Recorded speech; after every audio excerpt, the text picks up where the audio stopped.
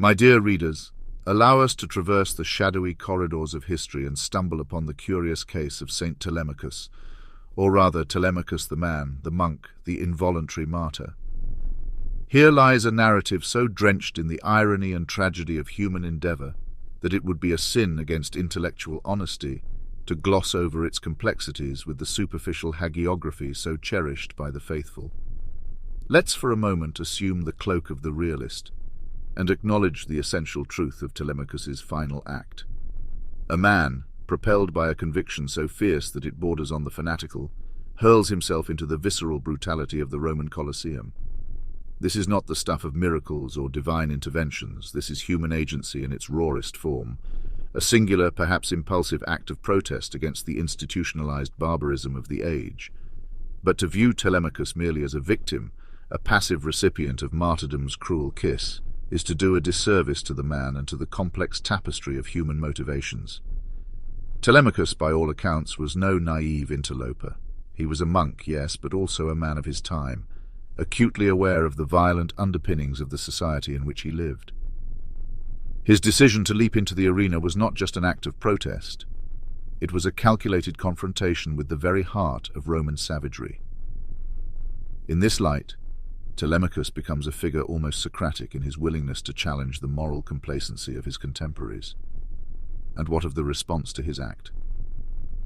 Here the narrative becomes a study in the tragic irony of human endeavor. In seeking to end violence, Telemachus is swallowed by it.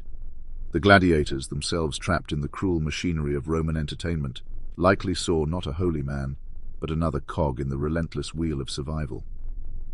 Their blades thus were not instruments of persecution, but of the instinctive human dance of life and death. This is not to absolve them of culpability, but to understand the act in its brutal, unvarnished context.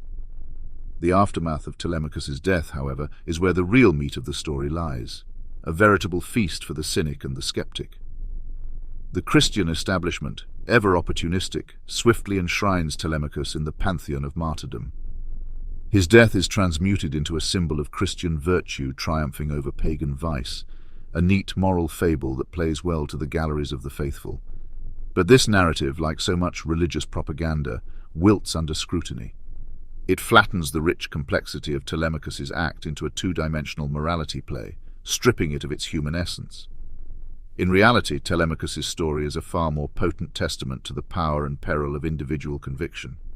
It speaks to the capacity of the human spirit to confront the seemingly inexorable tides of history, and in so doing, to shape them in subtle but profound ways. Telemachus did not stop the gladiatorial games with his death. Rome was not so easily swayed, but he did inject into the Roman consciousness a disquieting question about the nature of entertainment, the value of human life, and the moral foundations of society.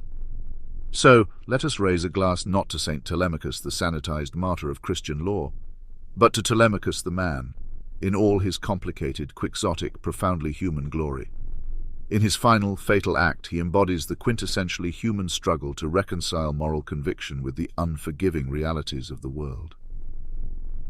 His story is a reminder that sometimes the most profound acts of faith are those that question, rather than blindly accept, the moral order of the day.